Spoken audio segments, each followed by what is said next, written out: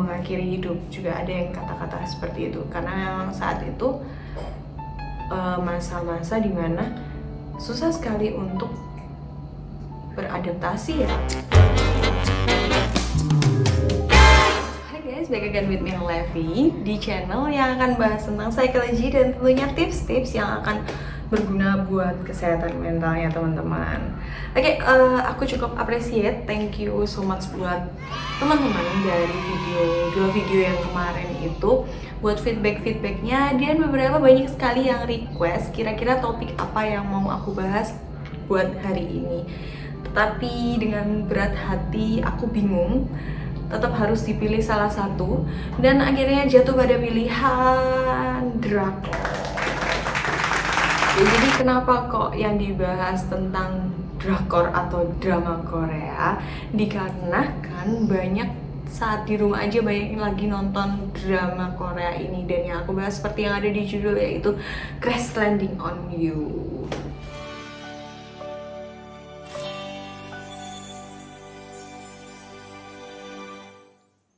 Dari drama tersebut ada pemeran utamanya, yaitu pemeran utama perempuan Yoo Se-rin, di mana perempuan tersebut masa lalunya tuh memiliki masalah-masalah dalam keluarganya, sehingga menyebabkan dia memiliki kecenderungan untuk melakukan bunuh diri bahkan 2 kali.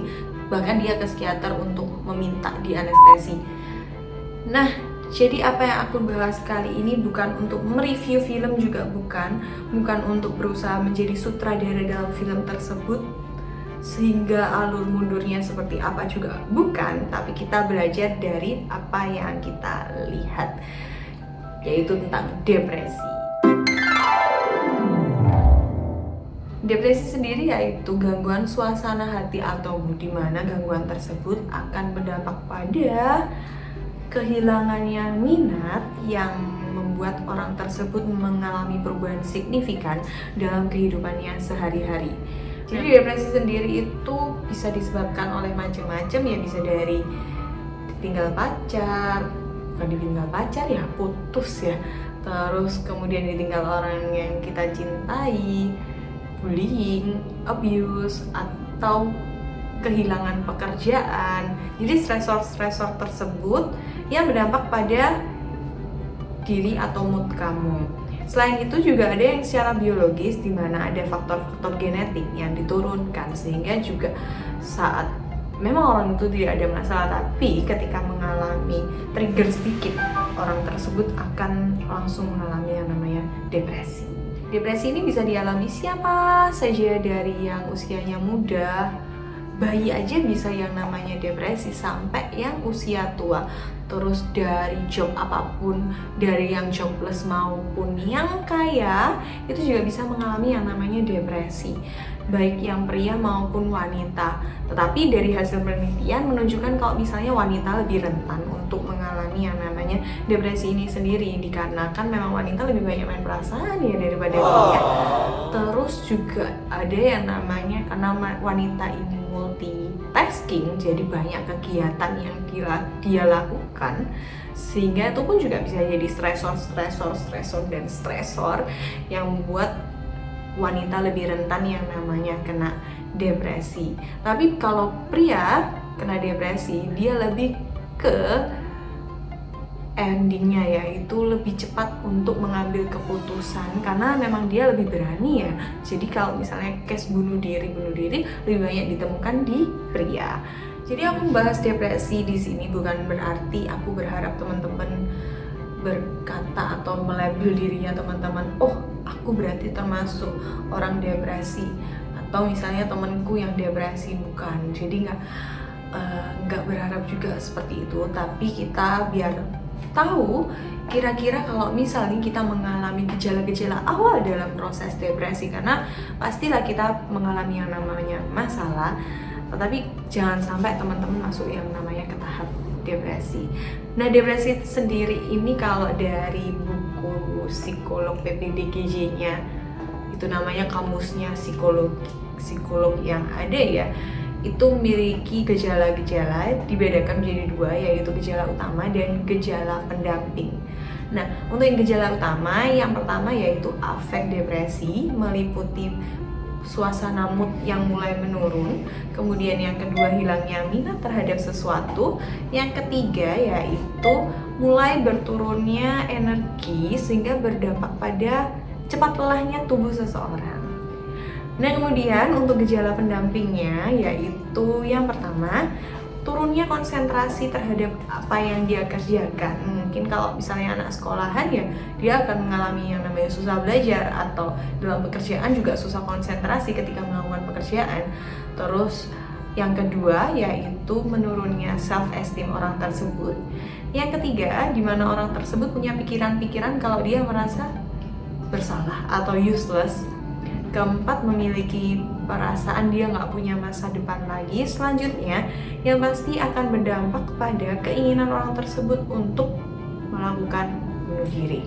Nah, setelah tahu gejala-gejala tersebut, bukan langsung misalnya nih, oh aku punya gejala ini, aku punya gejala itu, ternyata aku punya 3 gejala. Nggak langsung kita ngomong kalau kita mengalami yang namanya depresi juga. Karena kayak dokter ya, kita berobat ke dokter pun kita pasti ditanyain kira-kira kamu sakitnya apa, gejalanya apa yang kamu alami selama 1 minggu. Dan dokter sendiri pun nggak langsung bilang, oh kamu sakit ini, enggak. Pasti ada beberapa step-step yang harus dilalui sehingga bisa memutuskan akhirnya kamu kena disease atau disorder apa. Demikian juga seperti depresi, gak bisa kita langsung, pasti kamu datang ke psikolog untuk diinterview, ditanya juga tentang dari diri kamu, keluarga kamu, dan beberapa observasi lebih lanjut, sehingga bisa disebut yang namanya depresi ini positif atau enggak. Ya, jadi tetap stay positif, jangan sampai menyebut diri kamu sebagai orang yang depresi, karena depresi sendiri ini macam-macam. Ada yang depresi ringan, sedang maupun berat. Nah, kalau yang depresi ringan mungkin kalau terjadi pada diri kita bisa terjadi karena ada beberapa klasifikasi di mana cuma 2 gejala utama dan 1 gejala pendamping atau lainnya. Jadi orang tersebut masih bisa melakukan aktivitas sehari-hari, bahkan disordernya cuma berlangsung selama 2 minggu saja. Nah, kalau misalnya nih dari yang depresi ringan ini tidak segera diatasi dan malah muncul stresor-stresor yang lain, maka efeknya adalah akan masuk ke depresi yang sedang, bahkan lebih parahnya lagi bisa masuk ke depresi yang berat. Nah, aku berharap teman-teman ketika mengalami di awal-awal tersebut dan menonton video ini bisa langsung melakukan antisipasi dan berusaha untuk bangkit kembali sehingga gak berlarut-larut masuk dalam kesedihan yang berdampak semakin tidak baik untuk kesehatan mental kita. Nah, aku akan memberikan buat kamu tips-tips apa aja yang bisa kamu terapkan buat diri kamu maupun buat mungkin untuk orang lain di sekitar kamu, bisa kamu terapkan ke mereka. Nah, yang pertama itu jangan biarkan diri kamu sendirian. Karena kalau lagi sendiri, kita nggak tahu apa yang kita pikirkan ya. Aktivitas-aktivitas pun juga bingung yang mau dilakukan itu seperti apa. Jadinya bakal pikiran kosong, terus muncul hal-hal negatif, muncul lagi hal-hal negatif, terus kita nontonnya film-film yang mengandung unsur kekerasan atau semakin membuat negatif diri kita.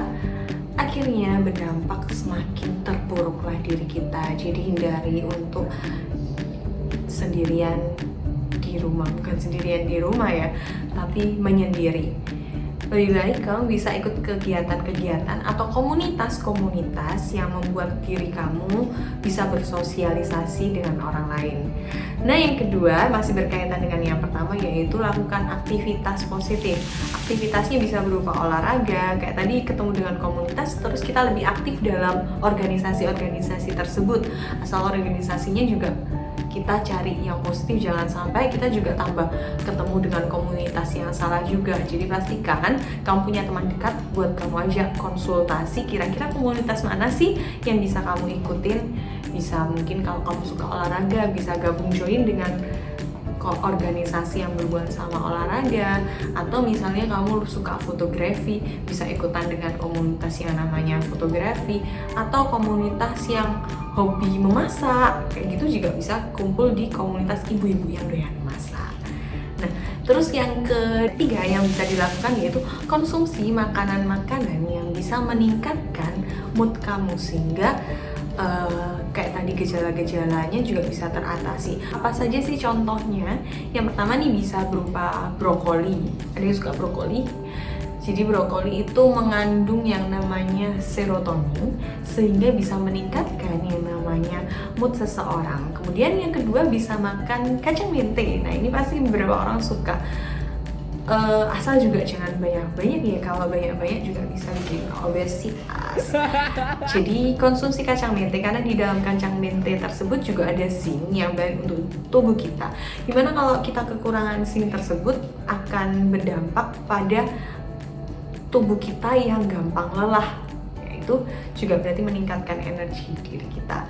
Kemudian ada juga yang namanya salmon, karena di salmon itu mengandung vitamin D, dimana vitamin D ini juga baik untuk mood diri kita. Kira-kira selain salmon yang bisa dikonsumsi mengandung vitamin D apa ya? Bisa susu ya kali. Jadi ya biasanya sebelum tidur minum susu dulu, baik untuk meningkatkan serotonin. Dan yang terakhir yang bisa dikonsumsi dan gampang sekali dicari yaitu bayam, asal nggak kebanyakan nanti keracunan juga ya. Jadi bayam sendiri ini mengandung yang namanya mineral magnesium, dimana kalau misalnya tubuh kekurangan mineral magnesium tersebut bisa menyebabkan yang namanya insomnia dan juga gampang lelah. Jadi konsumsi makanan-makanan tersebut bisa dicoba kalau misalnya mood kamu sedang drop. Tips yang terakhir dari aku yaitu terima apa yang kamu hadapin. Maafkan diri kamu dan maafkan orang lain. Jadi intinya setiap orang pasti ada yang namanya masalah. Jadi nggak mungkin kamu punya masalah sendiri, aku pun juga punya masalah, dan orang lain punya masalah. Nggak mungkin ada orang yang hidup tanpa masalah. Jadi terimalah masalah itu, maafkan masa lalu kamu, sehingga kamu gak terpuruk dengan masalah tersebut dan bisa bangkit lebih baik lagi. Karena dari pengalamanku sendiri ya, aku sendiri juga punya yang namanya depresi saat itu masih remaja, dimana tiap minggunya itu, tiap harinya itu aku seorang periang, tapi juga saat itu tiap hari kalau nggak salah Sabtu Minggu itu bakal yang namanya menangis itu tidak pernah absen dari kehidupanku. Jadi sampai pernah aku melakukan curhat lewat SMS, dan itu ke orang yang juga psikolog. Untungnya aku punya temen ya yang juga ahli psikolog, dan aku mengatakan kalau misalnya aku mau mengakhiri hidup. Juga ada yang kata-kata seperti itu, karena memang saat itu masa-masa dimana susah sekali untuk beradaptasi ya, apalagi masa remaja itu juga banyak sekali kehidupan yang dialami. Nah, akhirnya dari sana aku mendapatkan komunitas-komunitas yang baik, terus juga orang-orang pun juga memberikan positif-positif efek yang baik juga ke aku, sehingga juga bisa bukan melupakan masa lalu, tapi lebih memahami masalah-masalah tersebut dan menerima masalah-masalah tersebut. Karena apa ya, aku yakin teman-teman walaupun punya masalah dalam kehidupan sehari-hari, memang masalah itu nggak bisa diselesaikan, tapi yang namanya matahari tetap bersinar. Aku yakin teman-teman ada yang namanya harapan untuk kedepannya mempunyai hidup yang lebih baik, atau permasalahan tersebut bisa teratasi dengan hal-hal yang lebih baik lagi.